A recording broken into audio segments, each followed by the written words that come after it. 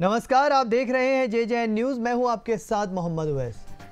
विधानसभा चुनाव को लेकर उत्तराखंड में कुछ इस तरह से सियासत गरमा रही है कि राजनीतिक पार्टियों की आपसी गुटबाजी भी सामने आने लगी है। बीते दिन ही हल्द्वानी स्वराज आश्रम में कांग्रेसियों के बीच हुए घमासान की तस्वीरें नजर आई हैं, जो अखबार की सुर्खियों के साथ साथ हर शख्स की जबान पर थी। इस घमासान की वजह हल्द्वानी से टिकट की दावेदारी थी, जिसको लेकर कांग्रेस के कुछ वरिष्ठ नेता एक दूसरे पर आग बबूला होते दिखाई दिए। पूर्व दर्जा राज्य मंत्री इकबाल भारती और कांग्रेस नेता हुकुम सिंह कुंवर के बीच जबरदस्त कहासुनी हुई। दरअसल इकबाल भारती ने स्वर्गीय इंदिरा हृदयेश के पुत्र सुमित हृदयेश को हल्द्वानी से दावेदार बता दिया, जिससे पूर्व प्रदेश प्रवक्ता हुकुम सिंह आग बबूला हो गया। देखिए ये वीडियो।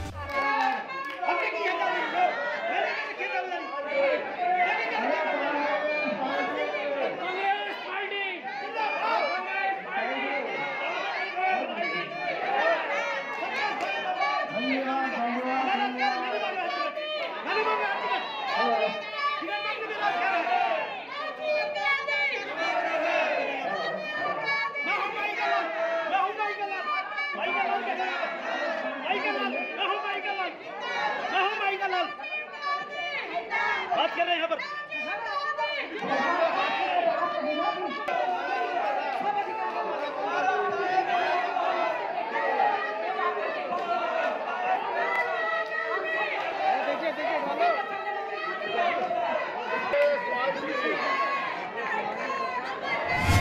भले ही कांग्रेस बड़े बड़े दावे कर ले कि पार्टी में किसी तरह की कोई गुटबाजी नहीं है, मगर एक मंच पर साथ दिखाई देने के बाद भी कांग्रेसी नेता बयान देने का कोई मौका नहीं छोड़ रहे हैं। इकबाल भारती और हुकुम सिंह कुंवर के विवाद के वीडियो के वायरल होने के बाद इकबाल भारती ने कहा कि कांग्रेस एक लोकतांत्रिक पार्टी है, जहां सभी को अपनी बात कहने का हक है। कांग्रेस एक परिवार है और हर परिवार में घमासान जैसा कुछ नहीं, आपस में नोकझोंक चलती होती है। किसी को अच्छा लगता है, किसी को बुरा लगता है। बात तो कल राजीव जी के जन्मदिन की थी। जन्मदिन पे किसी साथी ने मतलब दावेदारी शुरू कर दी, तो उस बात का मैंने एतराज़ उठाया। मैंने कहा भाई ऐसा है, ये समय दावेदारी का नहीं है।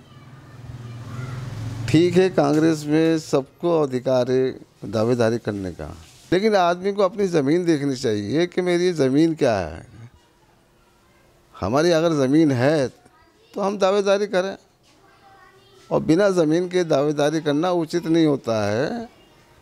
हल्द्वानी की उत्तराधिकारी इंदिरा जी की उत्तराधिकारी सुमित हृदयेश ही करते हैं, तो मैंने तो उन्हीं की पैरवी करी। हाँ भाई, हाईकमान के नेताओं की, कि भाई हमारे हाईकमान नेता पैरवी कर गए तो मैं भी पैरवी कर रहा हूँ सुमित हृदयेश की। तो इसमें बुरा क्या मानना इस हुआ।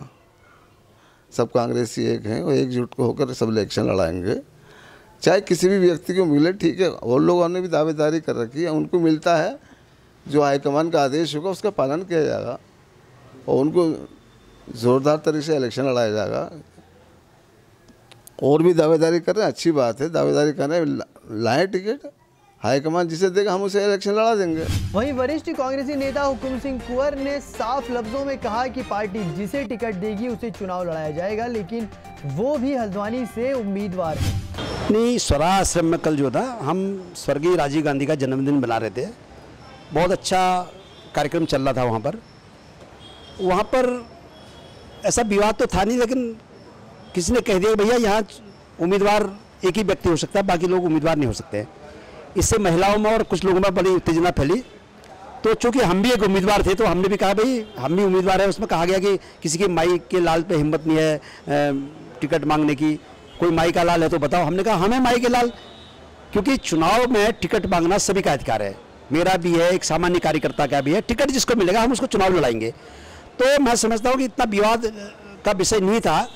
और फिर जिस व्यक्ति ने कहा, उन्होंने भी कहा कि भाई मैं भावुक रूप से कह गया हूँ, मैं भी शब्द वापस लेता हूँ। तो हमने भी ऐसा उसको तूल देना नहीं चाहा, लेकिन हमारी उम्मीदवारी है आज के दिन भी हल्द्वानी विधानसभा से, क्योंकि 31 साल पहले मैंने चुनाव लड़ा था 89 में, यहीं से हल्द्वानी विधानसभा से बहुत कम वोटों से हारे थे। अब 31-32 साल भी अगर हम टिकट नहीं मांगेंगे तो कौन मांगेगा बताइए। इंदिरा जी थी 2000 से लड़ रही थी चुनाव, अभी तक जिंदा थी, लड़ी रही थी, हो सकता है अभी भी आगे भी लड़ती, लेकिन सन 2022 में फ्रेश चुनाव होना है। इसमें सभी उम्मीदवार अपना दावा कर सकते हैं, टिकट किसको मिलेगा ये हाईकमान तय करेगा। इसलिए हमारी दावेदारी पुख्ता है और मजबूती के साथ है। स्वराज आश्रम में हल्द्वानी सीट के उम्मीदवार को लेकर विवाद हुआ, जिसमें पूर्व राज्य मंत्री इकबाल भारती ने स्वर्गीय डॉक्टर इंदिरा हृदयेश के पुत्र को हल्द्वानी का भावी उम्मीदवार बताया। तो आइए जानते हैं कि क्या कहना है इस बारे में सुमित हृदयेश का। ये देखिए, सबसे पहले तो आश्चर्य का विषय ये है, कल मैं मौजूद नहीं हो पाया था क्योंकि परसों नैनीताल में थोड़ा बारिश में भीग गया था, तो सुबह हल्का सा जुकाम टाइप का था। तो मैंने अध्यक्ष जी से रिक्वेस्ट करी थी कि मेरी अनुपस्थिति रहेगी तो मैं क्षमा प्रार्थी हूँ।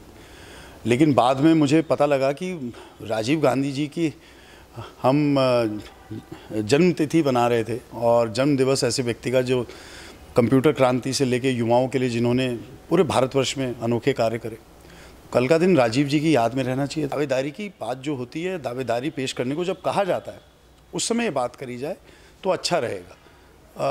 मैं नहीं था कल, लेकिन मैंने सोशल मीडिया और अखबारों के माध्यम से देखा तो मेरे को थोड़ा दुख हुआ। जहाँ तक बात हमें करनी चाहिए, हम सब मिलके, देखिए कोई अकेले नहीं बन सकता है। अगर सुमित को लगे कि वो इंदिरा हृदयेश बन सकते हैं या अन्य लोग को लगे कि उनके कार्यों को वो शुरुआत कर सकते हैं नए तरीके से, तो अकेले कोई नहीं कर पाएगा, सबको मिलके करना पड़ेगा। तो एकजुटता का एक प्रयास होना चाहिए। जो भी हुआ कल, मेरे ख्याल से एक लोकतांत्रिक पार्टी है कांग्रेस, अच्छी बात है, सबने अपने विचार खुल के बोले, लेकिन शायद ऐसी परिस्थिति नहीं आनी चाहिए थी। हल्द्वानी विधानसभा सीट से दावेदार लगातार बढ़ते जा रहे हैं। ऐसे में शुक्रवार को स्वराज आश्रम में हुई घटना ने कांग्रेस के अंदर की गुटबाजी को पूरी तरीके से बाहर लाकर रख दिया है। विधानसभा चुनाव नजदीक है, इस तरह से गुटबाजी के बाहर आने से कांग्रेस को कितना फायदा या नुकसान होता है वो तो आने वाला भविष्य ही बताएगा। लेकिन एक बार फिर से हल्द्वानी सीट से कांग्रेस की उम्मीदवारी पर बहस छिड़ गई है। तो कांग्रेस से जुड़ी इस खबर में अभी के लिए इतना ही। आप देखते रहिए JJ न्यूज़। नमस्कार।